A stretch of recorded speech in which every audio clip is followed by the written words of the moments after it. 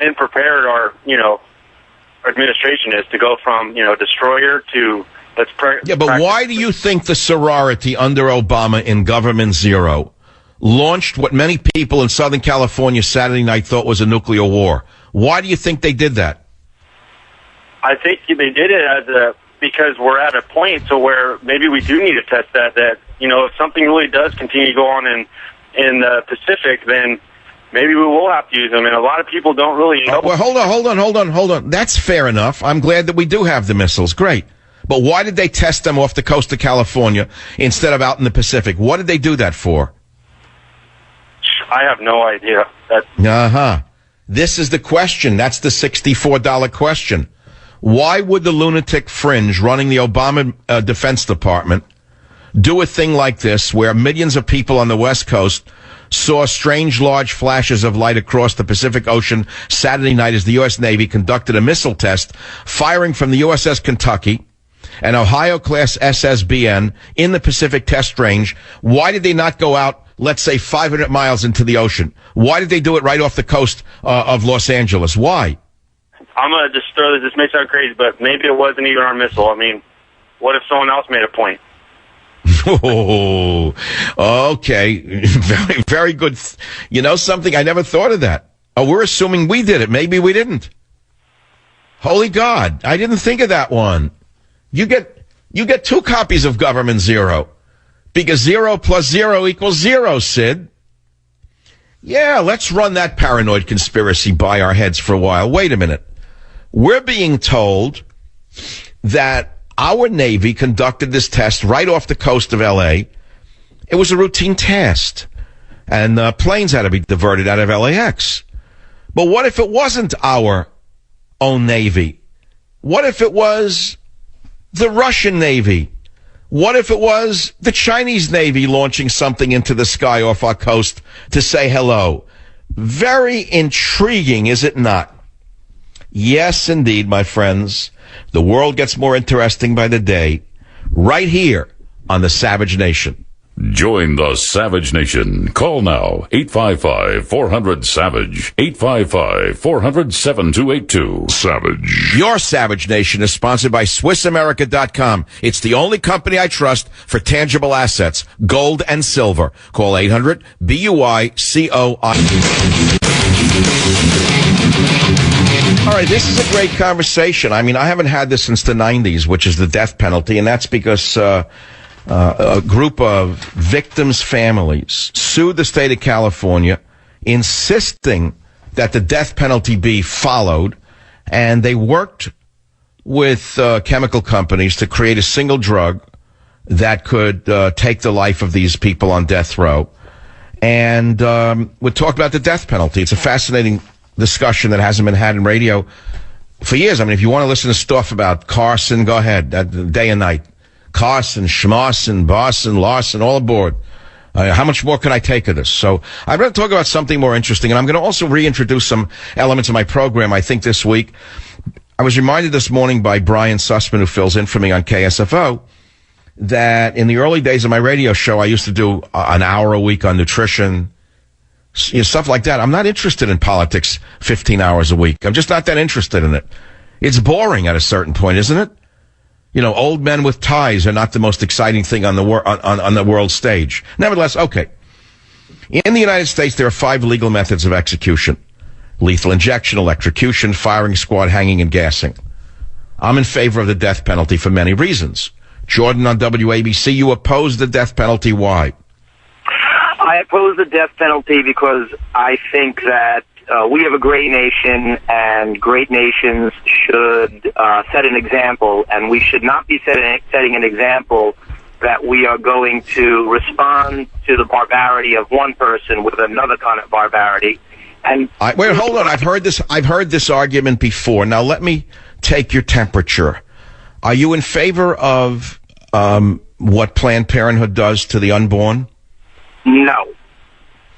Are you in favor of abortion? No, but I do believe in a woman's right to choose. Okay, that's a fair answer. And, of course, the word choose is a loaded word, but we won't go there. So you don't think the unborn should have the right to life, that a society protects them from. They're the most vulnerable in society, aren't they? Right, and I do believe, though, that Roe versus Wade, it established that the state has... All right, so you're citing law, Roe versus Wade. Well, I got news for you. In California, there's a law. It's called the death penalty. It's on the books. And the liberals have evaded the law because they won't enact the law. So which laws do we follow is the question. Why is it that in every poll, no matter where it's taken and by no matter which firm, invariably results in the same result, which is that people are in favor of the death penalty? Why do you think the average person favors the death penalty? Even though you don't, and I respect your opinion, I don't agree with it. Why do you think so many people favor the death penalty?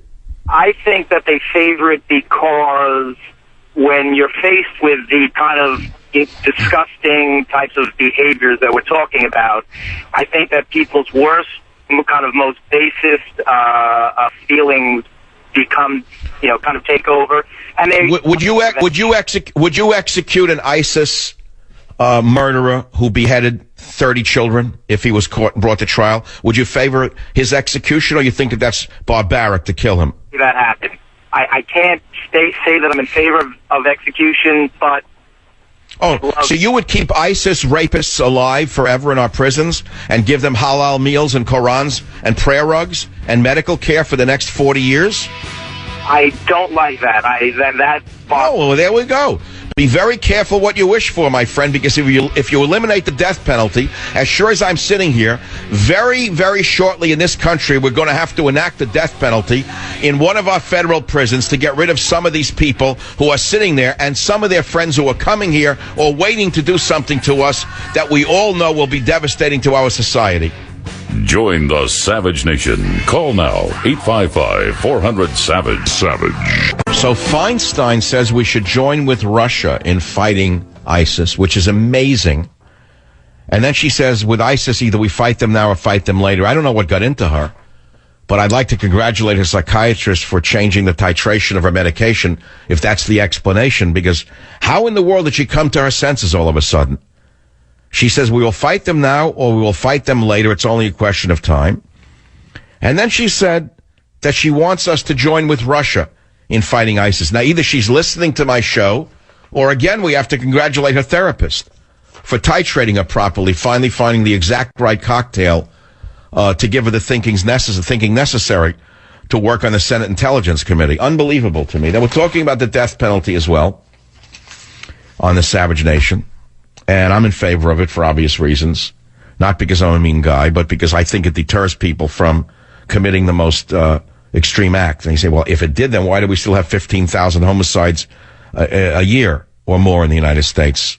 Drugs, accidents, insanity, who knows why? And as far as I'm concerned, anyone who commits homicide, that's not in self-defense, by the way, should face the death penalty. See, I believe that one of the reasons America was a much safer nation in the 1950s is because there were not as many years of appeals. You got an appeal, I think, or one or two, but I think the general rule was if you were found guilty by trial, you generally had one appeal and you were executed within a year. I mean, old Sparky was working pretty hot and heavy up at Sing Sing.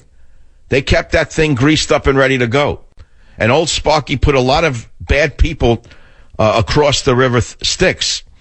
And I believe that was a great deterrent. In other words, a guy goes in to hold up a store. He's not going to be so quick to pull the trigger. Today, what do they care? They get to go to jail. People support them. The idiot lawyers from Cornell come up and kiss their behind, ask them how their treatment is. They need group therapy. You know the game. So the thing is that we need a lot more executions, not a lot fewer, and we need them done a lot faster, and we need to streamline the appeals process so it doesn't go on any longer than 2 or 3 years, max. No more than 2 years. Do you know that there are lawyers whose entire career has been defending one death row inmate? It's a lifetime sinecure for some of these low-life lawyers. They spend their whole life filing briefs on behalf of these guilty people. That's my opinion. And that's why it's worth talking about. And the missile test over the coast. Big deal. It's a big deal, a missile test. Something's going on, I'll tell you. Something's really weird about that. Let's take some calls. Luigi, WABC. I got to put my glasses on so I don't hit the wrong button. Luigi, welcome to the program. What's on your mind? Thank you, sir. Regarding the missile launch off the California coast, I believe the world, as well as the American people, have a low opinion of Obama. I believe that they think, or they believe, that he doesn't have a backbone. And that was proven when he drew the line in the sand with Syria. He never backed it up. Now, to make himself appear of a person that is ready and willing to take on a fight, he sends this missile up in the air and yada, yada, yada. And this way he proves to the world, yes, he's got a backbone, and also to the American people. Hold it. Wait. You're saying Obama launched that missile test off the coast of L.A. over the weekend when he could have done it, let's say, unseen in the middle of the Pacific in order to impress Americans who think he's a weakling? Absolutely. Because here we are, we're talking about it. We're talking about it because it was shot up right off the California coast, and the Californians saw it and they said, "Wow, it was they might have thought it was a nuclear war, but no, I believe that's exactly what he did. I believe that's. I mean, look at the world opinion. Look at what the world feels of Obama. He's known as a very weak leader, and it came out just last week, by the way, before the test, that he was downgraded to the number 3 most powerful person in the world. Number 1 being Putin, number 2 being Merkel, number 3 being our president. And strangely enough, it's the first time in modern history that a U.S. president was not in the top 2. So he definitely is seen as a weak leader, there's no question, but he is vicious and malicious when it comes to the American people and the Republican Party. Do I have to talk about him weaponizing the government against conservatives and pro-Israeli groups? Do I have to talk about him weaponizing the DOJ? Do I have to talk about him weaponizing the DOJ use of the Espionage Act to spy on reporters during election season? Do I have to talk about him weaponizing the EPA and attacking Gibson guitars? Do I have to talk about him weaponizing the EPA and attacking fossil fuels, gun dealers and gun owners through Operation Choke Point and Operation Fast and Furious? I mean, I could talk about all these things that this very, very malicious, very devious president has done to rather innocent businesses and people in this country while being quite supine to the real threats to the earth. Don't you agree with me? Boots. Yet he doesn't want to put any boots in the Middle East to fight ISIS. But yet here he is. He's showing off his strength by sending off a missile from a warship, a submarine. I mean, it's ridiculous. By the way, you live in New York. I live on the West Coast. I didn't see the flash because I'm in Northern California. Did you read about that flash on the East Coast? Did it make your newspapers?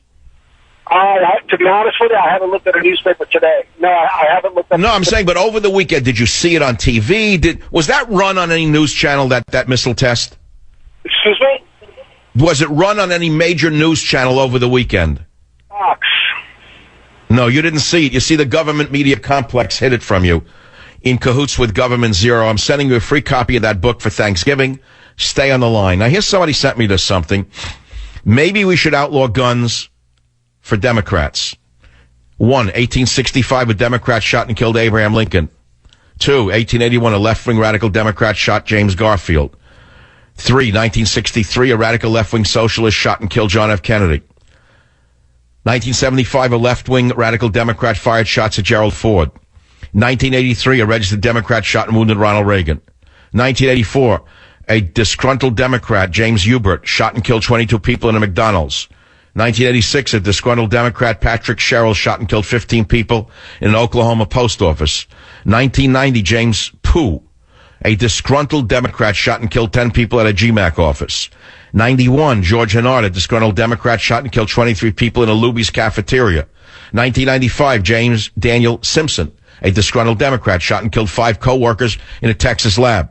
99, Larry Asbrook, a disgruntled Democrat, shot and killed 8 people at a church service. 2001, a left-wing radical Democrat fired shots at the White House in a failed attempt to kill G.W. Bush. 2003, Douglas Williams, a disgruntled Democrat, shot and killed 7 people at a Lockheed Martin plant. 2007, a registered Democrat named Shung Hui Chu shot and killed 32 people in Virginia Tech. 2010, a mentally ill registered Democrat named Jared Lee Loeffner shot Rep. Gabrielle Giffords and killed 6 others. 2011, a registered Democrat named James Holmes went into a movie theater and shot and killed 12 people. 2012, Andrew Engeldinger, a disgruntled Democrat, shot and killed 7 people in Minneapolis. 2013, a registered Democrat named Adam Lanza shot